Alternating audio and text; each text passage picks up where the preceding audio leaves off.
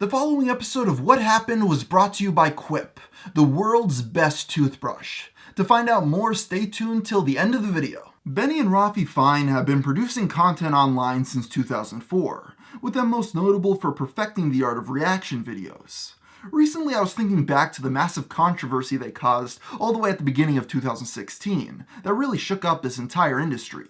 On top of that, I hadn't heard much about them at all recently, so I started to ask myself, whatever happened to the Fine Bros? And if there were any lasting consequences from the controversy 3 years ago? To give a refresher, the Fine Brothers started making kids react videos in 2010, which were a massive hit. From there, they added spin-off shows like Teenagers React and Elders React, to the point that the React franchise took over the entire channel, as well as its own account. It was a massive operation. Over the years, however, Benny and Rafi start to see other channels popping up, making their own reaction videos, some of which very closely resembling their own. To combat this, at the beginning of 2016, they attempted to gain a trademark on the very generic word react, which would allow them to hold ownership of it on YouTube.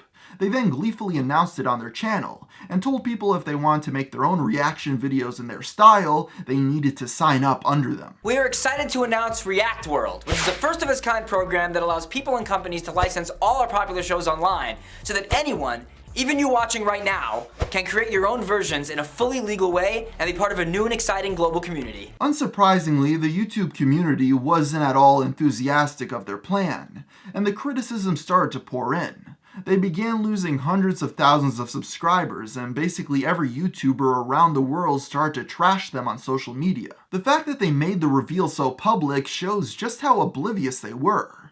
Instead of focusing on making the best content they could, they were instead fixated on these small channels that had similar formats. Were some of these other accounts leeches? Of course, but that doesn't mean you can abuse the law to take them down. I get it that they became annoyed when others started to copy their content and formats. I've had quite a few people over the years that have done the same thing to me, and it's really irritating.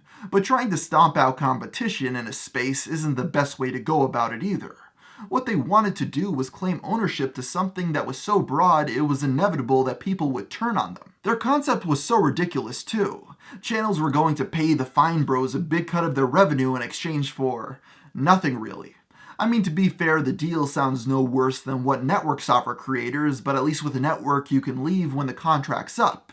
If you start to make content under the official Fine Bros banner, you'd be stuck with them forever. After a community-wide scolding, they backpedaled and removed their application for the trademark. But creators, including myself, became worried that the trademark abuse was going to become the new normal on the platform. Around the same time as this, Junkin Media had started to strike down videos that had the phrase, "People are awesome" in the title, because you guessed it, they had a trademark on it.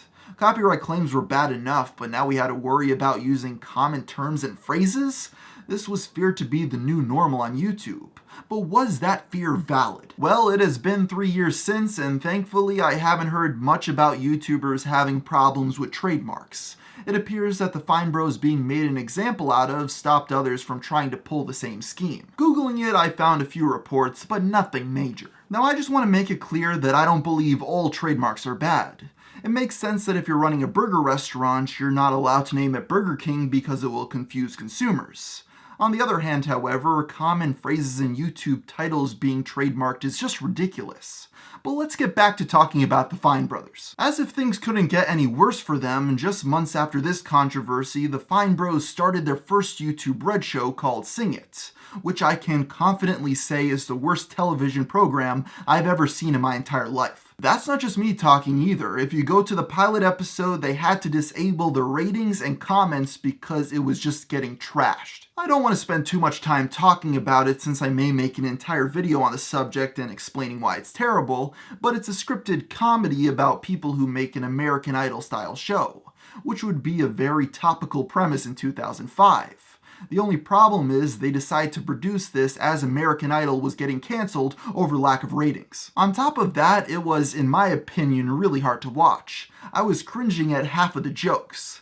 Needless to say, it was cancelled after the first season. You know, now that I think about it, every time the Fine brothers have attempted to branch out beyond their YouTube React shows, it hasn't ended well. They had a show called 6 Degrees of Everything on True TV that currently sits at 1.7 out of 10 stars on IMDb, and was cancelled after one season. There was React to That on Nickelodeon, which was cancelled after they dumped all the episodes on air in a 2-week window, and most recently they made the movie F the Prom, which has abysmal reviews across the entire web. When you realize that the React video franchise is the main successful thing Benny and Rafi have made in their careers, it's no wonder that they've tried to get a monopoly over the word. If all these other channels started eating away at their dominance in the genre, that could have been a game over. The thing is, they didn't need ownership of reactions to stay relevant.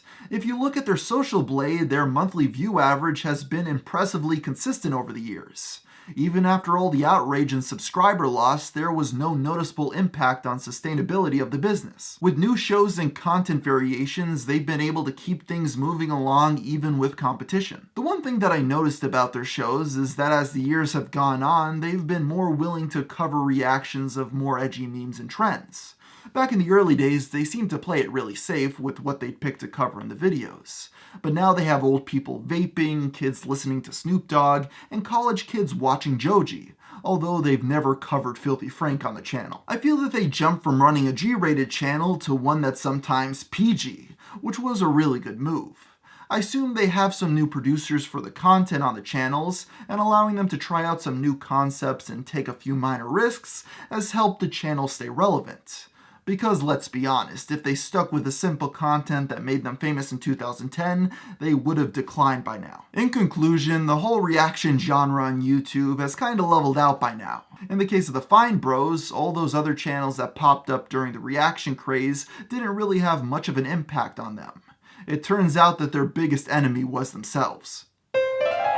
Before I leave today, I just want to thank my sponsor Quip, the world's greatest toothbrush. When you think of the perfect gift, you probably do not think of an electric toothbrush. But the Quip electric toothbrush is one of the most gift-guided presents of the holiday season, and here's why.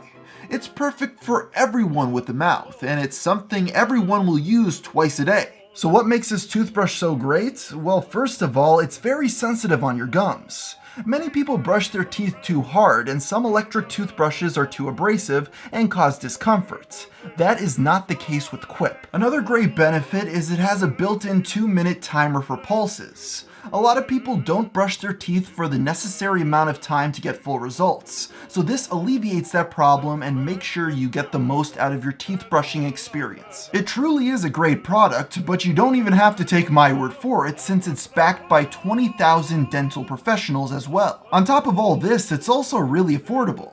Quip starts at just $25, and if you go to getquip.com/whathappened right now, you can get your first refill pack for free with a Quip electric toothbrush. Again, that's your first refill pack free at getquip.com/whathappened. I'll also provide a link to it in the description down below.